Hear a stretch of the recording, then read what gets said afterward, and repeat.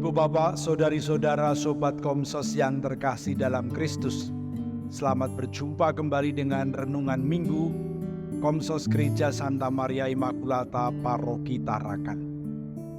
Kita hari ini memasuki minggu biasa yang ke-31. Injil yang akan kita renungkan diambil dari Injil Matius bab 23 ayat 1 sampai dengan 12. Minggu yang lalu kita mendapat penjelasan Yesus tentang dua hukum yang paling utama dalam kitab Taurat. Kasih kepada Allah dan kasih kepada sesama. Keduanya oleh Yesus dianggap atau disejajarkan sebagai yang sama-sama berbobot, bahkan tidak bisa dipisahkan. Meskipun kasih kepada Allah dan kasih kepada manusia atau kepada sesama merupakan dua hal yang berbeda, tetapi dalam prakteknya keduanya tidak bisa dipisahkan. Hari ini dalam kutipan Injil yang kita renungkan, Yesus memberikan contoh bagaimana praktek yang terjadi pada zamannya. Dan Yesus mengambil contoh praktek hukum kasih ini yang dijalankan oleh ahli-ahli Taurat, orang-orang Farisi. Bagaimana mereka mewujudkan atau menjalankan kedua hukum itu dalam kehidupan sehari-hari. Yesus tentu melihat praktek yang terjadi. Nah, nampaknya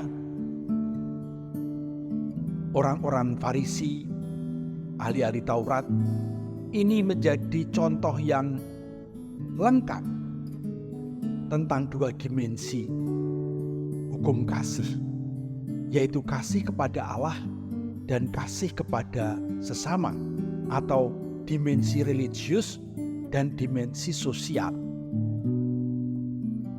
Tokoh-tokoh agama ini sangat erat terkait dengan tradisi keagamaan orang Yahudi zaman itu. Namun mereka juga anggota masyarakat. Jadi bagaimana tokoh-tokoh ini mempraktekannya? Tentu saja Yesus tidak bermaksud untuk mengkritik atau mendiskreditkan tokoh-tokoh agama ini.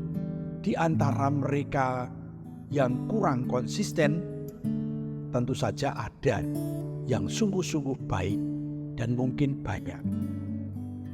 Tapi Yesus menyoroti praktek beberapa orang yang keliru.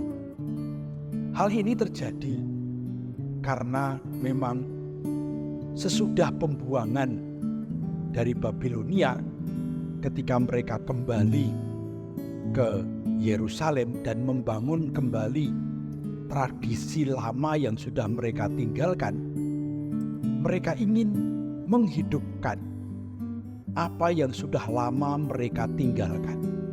Mereka ingin menegakkan aturan-aturan Taurat.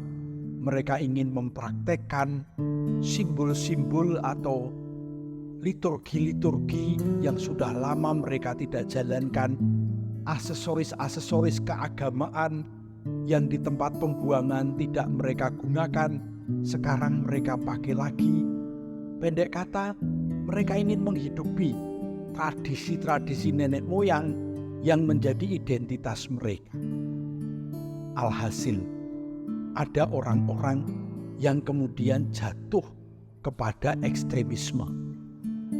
Mereka mendandani diri dengan berbagai macam simbol, aksesoris, pakaian-pakaian, cara bertingkah laku yang seolah-olah menunjukkan kesucian, seolah-olah menunjukkan bahwa mereka ini dengan Tuhan. Namun di balik apa yang kelihatan saleh tadi, mereka melakukan kesalahan dengan mengamat-amati orang lain, dengan menyalahkan praktek yang dibuat orang lain. Mereka kemudian merasa diri lebih superior daripada orang lain, dan orang lain dianggap sebagai keliru karena tidak berbuat seperti mereka. Maka Yesus mengatakan, ikutlah ajaran mereka, tapi jangan dicontoh perbuatan mereka. Ibu bapak, saudari-saudara yang terkasih, kasih kepada Allah dan kasih kepada sesama harus menjadi nyata. Namun kasih kepada sesama harus makin konkret, karena sesama adalah rekan seperjalanan. Sesama adalah orang-orang yang bersama-sama dengan kita. Tidak ada yang lebih tinggi di antara kita ketika kita berhadapan dengan Tuhan. Kita sama-sama ciptaan Tuhan. Kita harus berjalan bersama dan saling membantu, bukan justru saling menyalahkan atau saling memojokkan. Maka Yesus mengatakan, barang siapa meninggikan diri akan direndahkan, dan barang siapa merendahkan diri akan ditinggikan. Yesus menghendaki cara hidup berintegritas, yaitu menjadi sesama bagi setiap orang tanpa kecuali. Kita tidak cuek atau tidak peduli dengan orang lain, tapi demi kasih saya membantu sesama saya supaya menjadi pribadi yang semakin utuh dan berintegritas. Kadang-kadang dalam praktek beragama kita juga mengalami hal yang sama.